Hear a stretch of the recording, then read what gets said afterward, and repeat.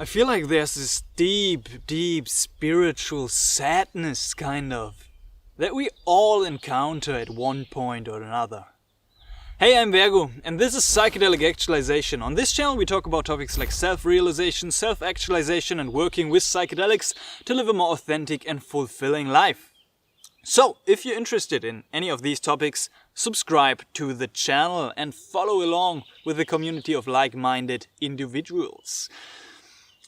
So, what I notice from time to time, like not always, but there are kind of these phases. It's this spiritual sadness. Sometimes I just feel very sad, deep inside of me.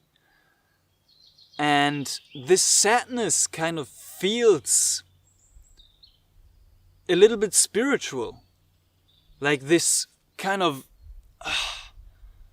suffering of just being alive, this burden of experiencing consciousness and of being aware of this life. And it's such an interesting feeling, because my mind, my mind or our minds are kind of constantly searching for a reason for that suffering.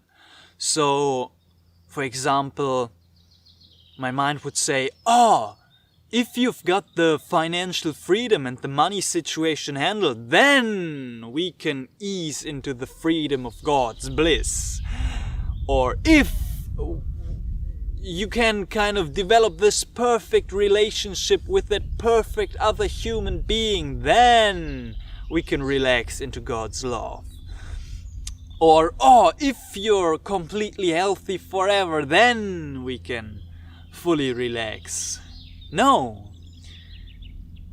What I've found for myself is that the sadness that I'm feeling sometimes doesn't really have a reason.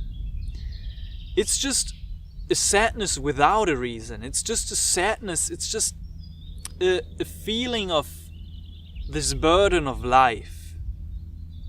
And this kind of showed me, now I realized a little bit, how deep the idea of full liberation goes.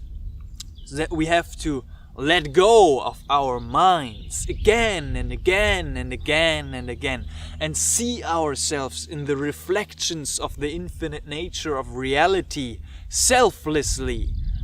This selfless realization of God's love and of this infinite nature of reality goes so deep, and to hold that realization and to be free of that sadness and of that suffering is liberation. Or the question is liberation, does liberation even entail the freedom of suffering, the freedom of this sadness that we're feeling from time to time? It's a good question. And also I know many in this community of these spiritual seekers, of the psychedelic explorers, many of us have kind of, I wouldn't say mental illnesses, but like symptoms of depression, anxiety, just like difficulties of integrating ourselves into society and culture and living a good life. But I think that is important, that we are doing that with a kind of appreciation.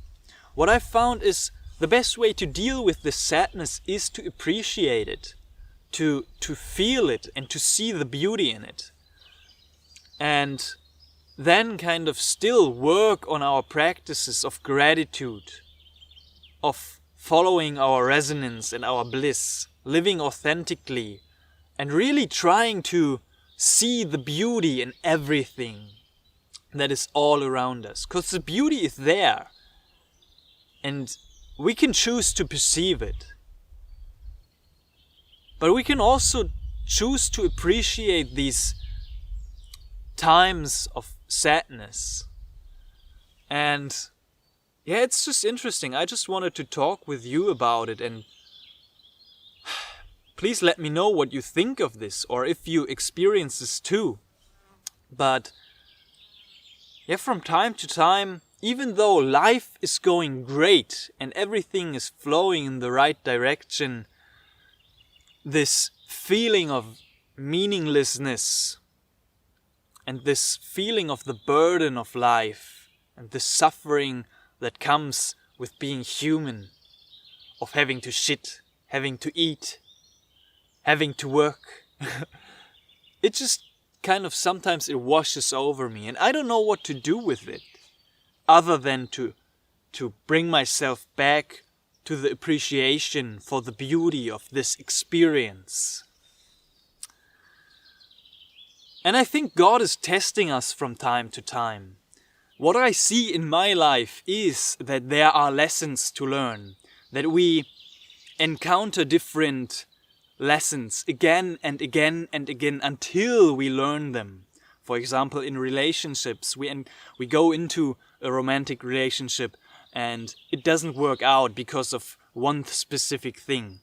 And then we encounter a similar situation month or years later with another partner. Or with money, we have these limiting beliefs about money and we encounter money problems. And it's just something we cannot get out of, or it's a pattern that repeats again and again and again until we finally learn the lesson. And then when we learn the lesson and integrate the realization and the insight into our life, then we can move on to the next lesson. But the funny thing about being human is that I think those lessons never end. I think we can get to a state of realization, of self-realization and enlightenment that can enable us to enjoy these lessons with full appreciation of the beauty of it. And we kind of can see our true selves through the illusion, through this veil of our body. But I don't know if it ever ends, you know, from my point of view right now. Or if it ends in this life.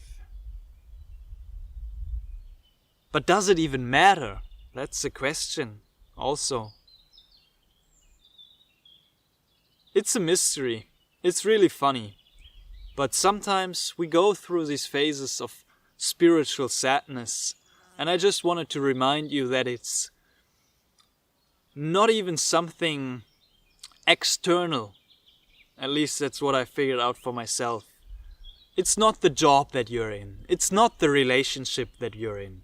It's not the problems with your family or with the money or with anything or with your health. That is not the reason for this deep spiritual sadness that you're feeling from time to time. It is good to work on those external human things, to improve your life and to grow into the most self-actualized version of yourself and the desired vision for your life. That is a great thing and you can work towards that. But on the journey of this never-ending human vision of your existence, you can learn to enjoy and appreciate the beauty of those challenges and also of these different feelings of happiness, of sadness, of anger and frustration. We can move through that with a lot more ease when we appreciate the beauty of those phases and not spiral down into the depressive thoughts and anxious feelings that we've got from time to time. We can see them for what they are and let them go and move on. And I will promise you, at least that's what I've observed for myself always, again and again, is that there are states of consciousness that are flowing through that are more vibrant and alive and happy and whole and fulfilled, and that feel more at peace and blissful. And those will pass too. So it's about the detachment from both of them. That's where the real peace and the real liberation lies. Then that we are not attached to the blissful, beautiful states of consciousness that we are experiencing, but we are also not attached to this deep, sad, and frustrating states of consciousness that we are experiencing. We're kind of in the center, in the middle, balanced, and that's how we can move through life in a sense that is most enjoyable for us, and that is most free from this illusion, and more aligned with truth, that is more aligned with selflessness, and more alive, more aligned with God's love. So just a little bit of a rant today, just some thoughts that I was pondering some days. And I don't know what's the takeaway of this video, but I hope you could take some value out of it. And I hope you enjoyed it. It's beautiful out here in nature. Get out in nature. If you're feeling sad, put your phone away and go out in nature by yourself. And just contemplate and just relax for a little bit. Hear the birds, see the trees, smell the flowers, and that will bring you back to the joy of life. And there's a butterfly flying. I mean, life is beautiful. Life is really beautiful. But it's also a crazy mystery.